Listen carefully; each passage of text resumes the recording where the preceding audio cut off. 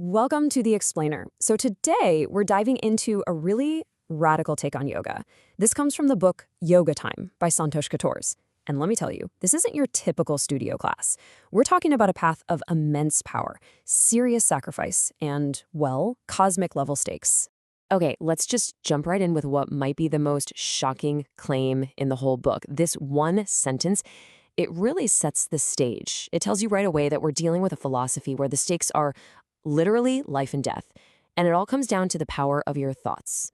So, here's how we're going to break this down. First, we'll look at the incredible power a yogi's thoughts are supposed to have. Then, we'll get into how that's cultivated through things like diet. And finally, we'll unpack the three main paths, what they demand, and what the ultimate goal of this whole journey really is. All right, first up, let's tackle that foundational idea. The concept that your thoughts aren't just, fleeting signals bouncing around in your brain. No, here, they're a real, tangible force that can actually shape the physical world. So, according to this book, a thought isn't abstract at all. It's described as being like a yonder piece of stone. I mean, think about that. It has weight, color, shape. It's a real thing. And if a thought is a physical object, well, then it can have physical effects. We're talking everything from healing and creating peace, all the way to wielding power over life and death. And this quote, it really shows you the ultimate application of that power. The book paints this amazing picture of these enlightened yogis, hidden away in mountains somewhere, acting like these unseen guardians, just projecting their thoughts to ease suffering all over the world. Okay, so if a thought has that much power, you're probably wondering, how on earth do you control it? Well, the book is super clear on this. The mind and the body are one, and you can't separate the body from what you put into it. And that brings us to this key idea called thought culture. Now, this isn't some fuzzy, vague concept. The book calls it an exact science. The premise is really simple. What you eat directly affects how you think. You want pure thoughts? You need a pure diet. It's that direct. When it comes to physical practice, the author draws a very sharp line in the sand. Gyms, they're just dismissed as artificial. Yoga, on the other hand, is framed as the only natural way to get the mind and body in sync for this kind of serious spiritual work. And when they say pure diet, they mean it. The suggested meal plan for yogi is, well, it's incredibly specific and strict. There's zero room for interpretation here. We're talking a very simple, raw, and super restricted diet. And it's all designed for one thing. To keep that purity, you need to cultivate these powerful thoughts. Okay, so once you've got this foundation of diet and thought culture sorted, the journey splits. There are three distinct paths you can choose to follow. But hold on. Before we even get into what those paths are, the book gives a pretty serious warning. This is not a casual hobby. It's a high-stakes journey. The rewards, what it calls the highest fruits, are supposedly incredible, but they come at the cost of the highest sacrifices. And these are the three main roads you can take. You've got Kundalini Yoga, which is also called Soul Yoga. Then there's Mantra Yoga, or Japa Yoga. And finally, Laya Yoga, the yoga of love. Each one has a slightly different approach, but as you'll see, they all share some really demanding principles. All right, let's start with the one that gets the most attention in the book, Kundalini Yoga. This whole practice is about awakening and then learning to direct this incredibly powerful primal energy that's apparently inside all of us. So how do you awaken it? The main physical practice is, you might be surprised, deceptively simple. Just slow running in an open field. But here's the twist. The direction is everything.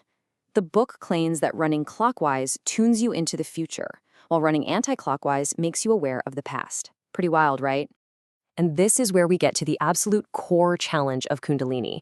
This practice awakens a massive amount of sexual energy, but what you do with it, where it goes, that determines everything. If you can draw it upwards to the crown chakra, the Sahasrara, it becomes the key to enlightenment. But if it's released outwards from the sacral chakra, the Swadhisthana, it's described as a tool of pure self-destruction. The stakes couldn't be higher. So yeah, there's really no middle ground here. To make sure that energy leads to enlightenment and not destruction, the path of Kundalini Yoga demands one thing, and it's non-negotiable: complete and total celibacy. Okay, so besides that really intense path of Kundalini, the book lays out two other options. You've got Mantra Yoga, which is the path of sound, and Laya Yoga, the path of love. Mantra Yoga is all about harnessing the power of sacred sounds. The idea is you chant the sound form of a deity.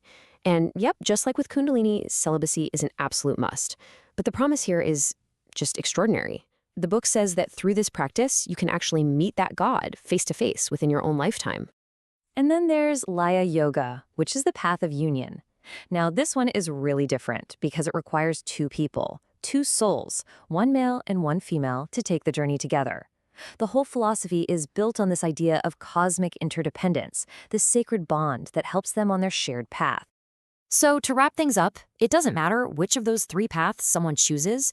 The book lays out a few universal requirements and makes the ultimate goal crystal clear for anyone who wants to follow what it calls the true path of yoga. And these are the absolute non-negotiables. First, you need a guru, and according to the text, you can only find one in India. Second, as we've seen, complete celibacy is mandatory, no exceptions. And the goal? It's incredibly ambitious. Achieve full awakening in this life, completely end the cycle of rebirth, and make sure zero karma carries over. So you might be asking, why only India? Well, the book gives a very specific spiritual reason. It calls India the Karma Bhumi, which basically translates to the land of action. The idea is that it's a unique spot on the planet that's specifically designated for this kind of ultimate spiritual work. And the book doesn't just end with a summary. It finishes with this direct call to action. It's like a personal invitation to you, the reader. A challenge, really, to start on this incredibly demanding but maybe transcendent journey. And that really leaves us with a final thought to chew on. If we step back from the specific text for a second, it brings up a much bigger question, doesn't it? What does the true path of any discipline, art, science, spirituality, anything, what does it really demand from us? What level of sacrifice, dedication, and just pure unwavering focus is required to reach the top?